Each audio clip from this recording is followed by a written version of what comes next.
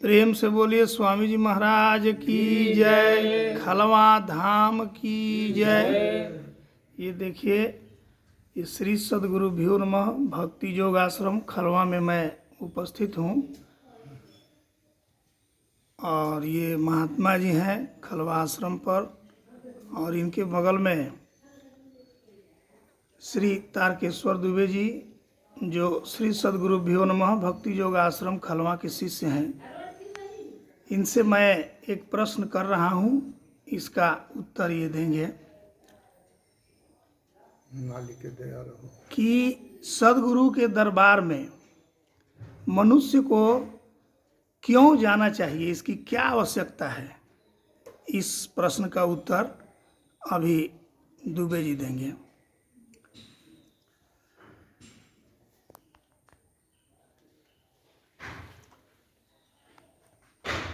प्रेम से बोलिए स्वामी जी महाराज की जय।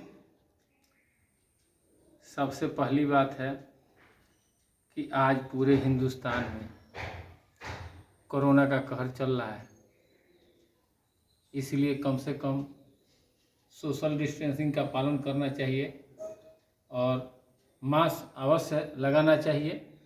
चूँकि यहाँ कोई है नहीं, लेकिन फिर भी ये हमें लगा लेना चाहिए, गुरु का आज्ञा है। बहुत अच्छा प्रश्न किए हैं आप कि मनुष्य को सद्गुरु के दरबार में जाने से क्या फायदा है, यही प्रश्न है आपका। क्यों जाना चाहिए, क्यों जाना चाहिए। कहने का तात्पर्य है कि सबसे पहले तो ये जानना जरूरी है कि सद्गुरु किसे कहते हैं।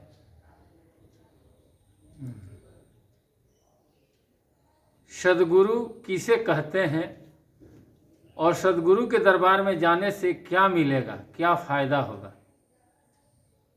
हम पूरे संसार में किसी संत के दरबार में जाएंगे तो हमारा जाने का एक ही लक्ष्य रहता है कि आत्मा की शांति, हमारी आत्मा को शांति मिले, इसलिए हम किसी संत के शरण में जाते हैं। लेकिन उसमें एक स्थान आता है सद्गुरु का।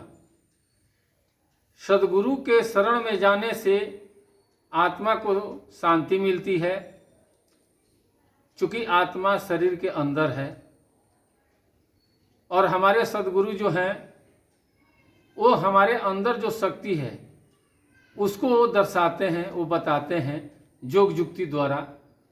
शब्द से तो बताते हैं भजन करो। जब हम भजन करेंगे तो हमारे अंदर ऊर्जा तैयार होगी।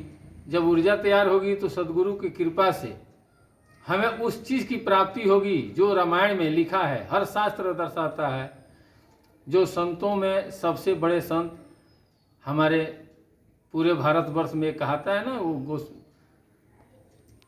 जो कबीर साहब को लोग बोलते हैं,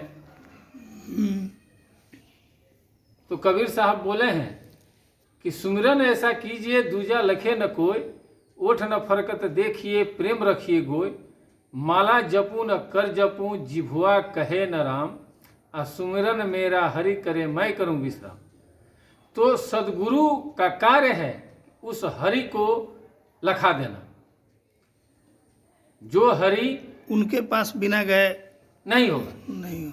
बगैर सद्गुरु के पास गए हुए पूरे वर्ल्ड का, पूरे ब्रह्मांड में आप घूम लेंगे, कोई ऐसा नहीं है कि जो बिना सद्गुरु के उस हरि को लखा दे। इसलिए कि हरि स्वयं आपके अंदर हैं और आपके अंदर है वो स्वरूप साकार में है, और सारे लोग ये जानते हैं कि स्वरूप निराकार में है। सारे लोग जानते हैं कि वो एक ऊर्जा है, लेकिन सद्गुरु उस ऊर्जा को स्वरूप साकार में दिखाते हैं और स्वयं आपकी आत्मा को इतना प्रबल कर देते हैं कि जिस दिन आप इस शरीर स्थूल को छोड़ते हैं तो फिर आपको किसी की चाह नहीं रह जाती है। स्वयं परमात्मा हाथ फैलाए खड़े रहते हैं कि ये सद्गुरु का शिष्य है, सीधे मेरे अंदर आ जाओ, और स्वयं वो अपने अंदर ले लेते हैं। सदगुरु के पास जाने से यही एक फायदा है। आज के डेट में जिधर जाइए उधरे लोग कहता है सदगुरु सदगुरु सदगुरु। सदगुरु होते कौन है? होते सदगुरु का मतलब क्या है? सदगुरु वह होता है, सदगुरु वह होता है कि जो 10 इंद्रियों को अपने बस में करने का युक्ति जानता हो। जो अपने इंद्रियों को अपने बस में करने का युक्ति जानता है वही सदगुरु होता है। और वही हमारे महाराज जी श्री सदगुरु भ्योनम भक्ति योगाश्रम खलवा। आप पूरे भारत में घूमिए लेकिन इस नाम का आश्रम आपको शायद कहीं मिले, और मिलेगा भी तो सिर्फ हमारे महाराज जी के या तो गुरु भाई होंगे या तो हमारे महाराज जी जैसे कोई ना कोई पहले का ताल्लुक उनसे होगा, वही हो सकते हैं। अर्थात नहीं तो और कहीं जाइए सब जगह अलग अलग शब्दों